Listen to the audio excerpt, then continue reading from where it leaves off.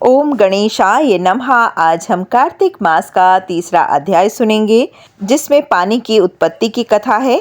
उससे पहले यदि आपने मेरे चैनल को लाइक, शेयर, सब्सक्राइब नहीं किया है तो प्लीज़ कर दीजिए और बेल बटन को भी प्लीज़ प्रेस कर दीजिए। कार्तिक मास की सारी ही कथाएं हमारे चैनल पे हैं, प्लीज़ उन्हें आई बटन से देख लीजिए। सारी प्लेलिस्ट बनी हुई है और आप आराम से इनको देख सकते हैं। इनको आराम से सुनिए और कार्तिक मास का पूरा पुण्य अर्जित करें। ओम गणेशाय नमः। सत्यभामा बोलें कि आप सभी काल में व्यापक और सभी काल आपके आगे समान हैं। फिर यह कार्तिक मास ही क्यों सब मासों में श्रेष्ठ है? सब तिथियों में एकादशी और सब मासों में कार्तिक मास को ही आप अपना प्रिय क्यों बतलाते हैं? इसका कारण कहिए। भगवान श्री कृष्ण बोले कि हे प्रिय, तुमने मुझसे बहुत ही अच्छी बात पूछी है। सुनो, मैं तुमको इसका कारण बतलाता हूँ, ध्यान से सुनो। इसी प्रकार एक बार महाराज वेन के पुत्र राजा पृथु ने प्रश्न के उत्तर में देव ऋषि नारद से प्रश्न किया था कि नारद जी ने उन्हें कार्तिक मास की महिमा बतलाई थी। राजा पृथु के प्रश्न के उत्तर में देव ऋषि नारद ने कहा था कि हे राजन, एक समय शंख नाम का राक्षस बड़ा ही बलवान और अत्याचारी हो चुका था। उसने अपने अत्याचारों से तीनों लोगों को कंपायमान कर दिया था।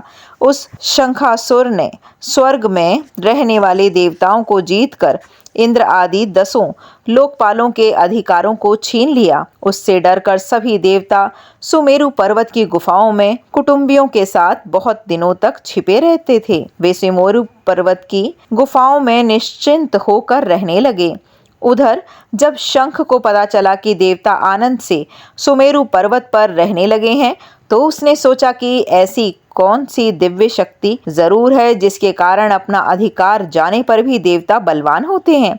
यह सोचते सोचते वह इस परिणाम पर पहुंचा कि वह सब वेद मंत्रों के बल से ही बलवान होते हैं। अगर उनसे ये वेद मंत्र छीन लिए जाएं, तो वह अपने आप ही निर्बल हो जाएंगे।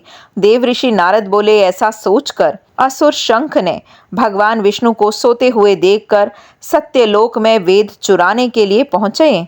उनको आता देखकर भगवान विष्णु ने उनकी नियत जानकर उनके डर के मारे बीज मंत्रों के साथ ही समुद्र के जल में छिप गए। शंख भी वेद मंत्रों तथा बीज मंत्रों को ढूंढता हुआ समुद्र में प्रविष्ट हो गया, लेकिन ना तो उन्हें वेद मंत्र मिले और ना ही बीज मंत्र ही।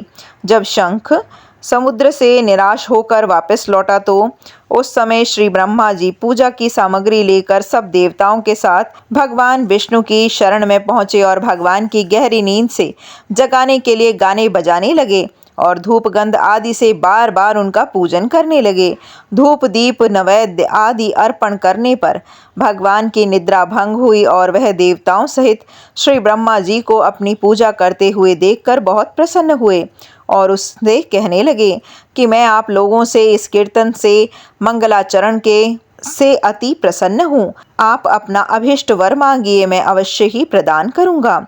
जो मनुष्य अश्विन शुक्ल की एकादशी से देवोत्थानी एकादशी तक ब्रह्म मुहूर्त में उठकर मेरी अर्चना करेंगे, वह तुम्हारी तरह मेरे से प्रसन्न होने के कारण सुख को प्राप्त करेंगे। यह जो पाद्य, अर्घ, आचमन और जल आदि सामग्री आप लोग मेरे लिए लाए हैं, वह अनंत गुणों वाली होकर आपका कल्याण करेगी। शंख जो वेद चुरा कर ले गया है, सब के सब समुद्र में ही हैं।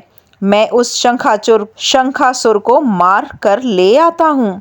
आज से मंत्र, बीज और वेदों के साथ चारों वेद प्रति वर्ष कार्तिक मास में जल में विश्राम किया करेंगे। अब मैं मत्स्य का रूप धारण करके समुद्र में जाता हूँ और आप लोग भी ऋषि महर्षियों को लेकर मेरे साथ चलें।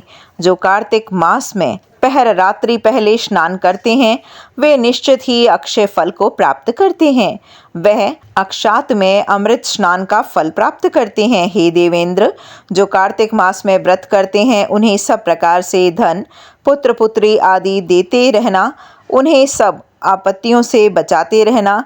हे धनपति कुबेर, मेरी आज्ञा अनुसार तुम उनका धन धान्य बढ़ाते रहना, क्योंकि इस प्रकार का आचरण करने वाले प्राणी मेरा रूप धारण करके ही जीवन मुक्त हो जाते हैं। जन्म से लेकर मरण उपरांत जिसने विधि पूर्वक यह उत्तम व्रत कर लिया है वह आप लोगों का भी पूजनीय है। आप लोगों ने मुझे कार्तिक शुक्ल एकादशी तिथि को जगाया है, इसीलिए यह एकादशी मान्य है और मुझको बहुत ही प्रिय है। हे देवताओं, यह दोनों व्रत नियम पूर्वक करने से प्राणी मेरे समीप पहुँचते हैं। इन व्रतों के करने से जो फल प्राप्त होता है वह अन्य व्रतों से नहीं मिलता। इसलिए हर मनुष्य को सुखी और निरोग रहने के लिए कार्तिक महात्म्य और एकादशी कथा सुनते हुए ही उपयुक्त नियमों का पालन करना चाहिए। बोलो लक्ष्मी नारायण भगवान की जय।